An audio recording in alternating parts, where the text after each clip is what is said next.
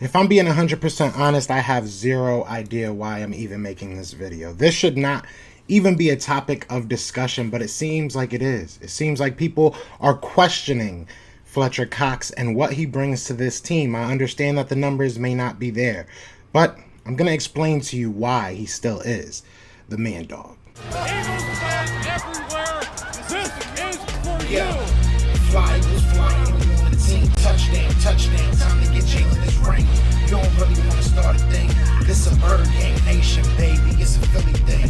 Hater, and you looking like you type trash. I'm just here calling on Philly the podcast. And we can call a man dog or watch Miles score off the handoff. Rest of the division, your man soft. Jackson like Sean, hunting like Randolph. Season here, really time to do them in. Your boy Philly Fresco. Thanks for tuning in.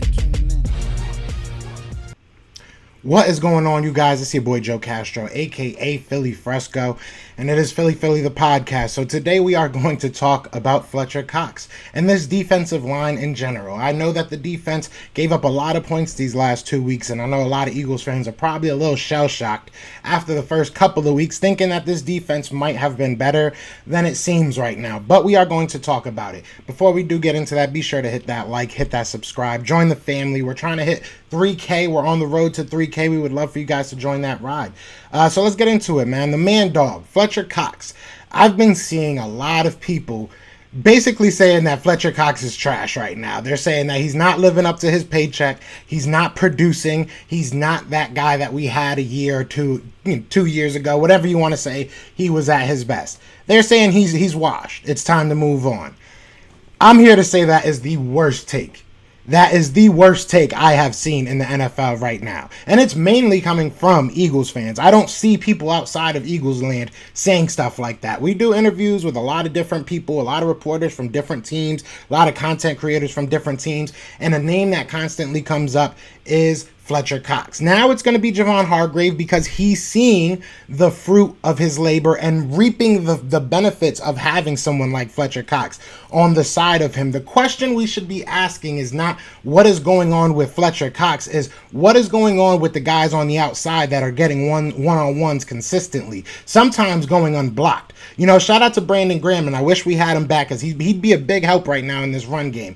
But there were many a times where Brandon Graham was just unblocked. There was many a times that you can watch Josh Sweat coming from the other side totally unblocked because there's 3 or 4, I'm not going to say 4. There's 2 or 3 offensive linemen keyed in on Fletcher Cox. Listen, I understand that a lot of people look at sacks, and they look at the stat numbers and the tackles and the assists and the TFLs and all that, and I get that. That's sexy. We haven't been a very good run game, but the thing is with Fletcher Cox, what he brings is not a stat stuffing type of thing. It's a leadership type of thing, and it's a freeing up all these defensive linemen who are not doing their job. Listen, we had Ryan Kerrigan on this channel.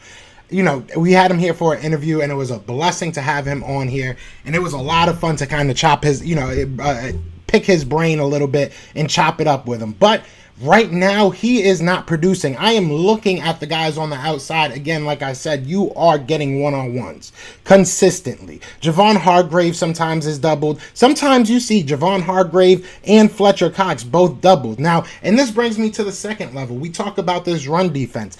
This is down to the linebackers.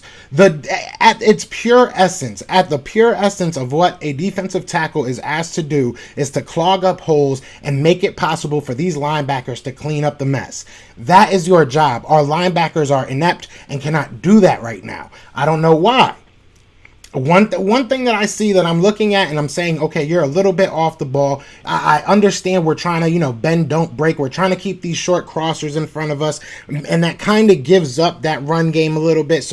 But the thing is, when you do that, you have to match that with aggression, and that's kind of why I say bring Davion Taylor in. He's got that speed to make up for the mistake of being 2 yards behind. You know what I'm saying? And the guys that we have in right now just don't have that. We've done well against some of this passing games. Obviously not the last 2 weeks because we have basically kept everything in front of us. But now we are getting exposed. Jonathan Gannon said a couple weeks ago that we did not have to work on practicing, on tackling. We did not have to practice tackling. Well, it seems like we need to. I said it last week. I'll say it again. We need to practice wrapping up, getting these guys down, because it's becoming an issue, and it's becoming a consistent issue. Now, back to Fletcher Cox. That's the main point of this whole thing. With all that going on around him, now he is not only asked to rush upfield, which at the end of the day, when a defensive tackle can get you sacks, that's a plus. That's a plus. We have to be realistic about that. There's I think about maybe 2 or 3 defensive tackles who have had 2 sack games in the past 2 years, and I think that Javon Hargrave is one of them, and he's had 2 of them. It's a plus when you have a defensive tackle that can rush the ball and stop the run. And, he is a very good player, but right now everything is not working around him, and it's not allowing him to get to the quarterback. It's not allowing him to focus on what he has to do, because now he's asked to really be the guy that stops most of these runs on his own. Mostly everybody else is getting washed out on one-on-ones, and he's there double team, still being asked to break through a double team and make the play. And sometimes he does. Sometimes he doesn't. Sometimes he puts his linebackers in the correct positioning to make the plays, and they don't make them. I'm going to look at the film, because there was a lot of plays that I even looked at that I was like, wait a second. So if Eric Wilson would have just actually stood in his position, stood where he was supposed to be, you had the running back funneled to you. Instead, he would run behind Fletcher Cox and get caught up in the double team. Like, I just didn't get what this linebacking core is doing. So why is Fletcher Cox still important? Because he opens up the field for the rest of these guys to do their job. The important thing right now that we have to focus on is not Fletcher Cox. It's the rest of these guys doing their job. Javon Hargrave is a very good defensive lineman, very good defensive tackle for this Philadelphia team. He's come on strong, and it's been a blessing. It really has. But at the same time, you have to understand he most likely would not be going as crazy as he is right now if he did not have a Fletcher Cox to the right of, or to the left of him, excuse me, depending on where you're looking, I guess, left or right, your left, my right, whatever, you know what I'm trying to say. But at the end of the day, you have to realize having somebody like Fletcher Cox is more than a sack a game. It's more than a TFL a game. It's more than all that. These guys are getting the plays opened up, and they're getting it right in their lap. It is up to our linebackers to read that. It is up to our linebackers to fill those gaps, and they are not doing that right now. That is the main problem.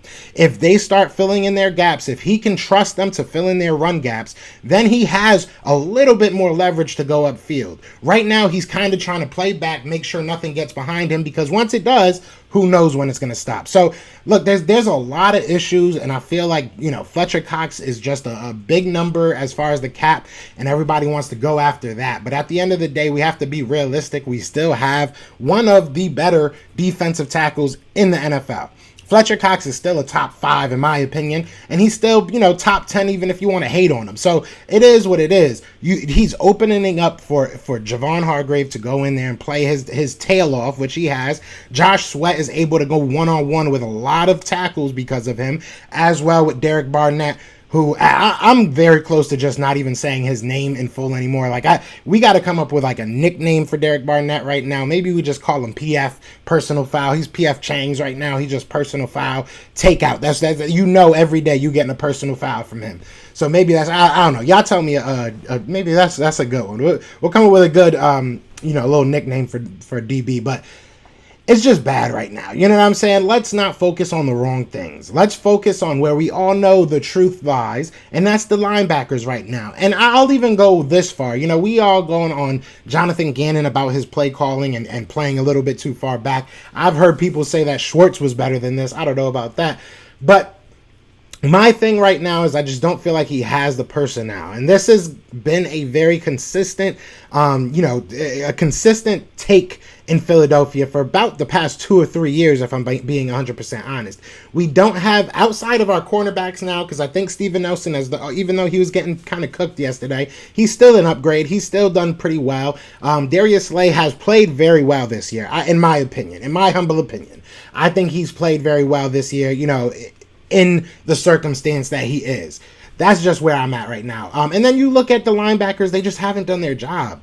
Alex Singleton has been getting run over. He hasn't been in the correct spot. Eric Wilson has seemed lost on nearly every single play.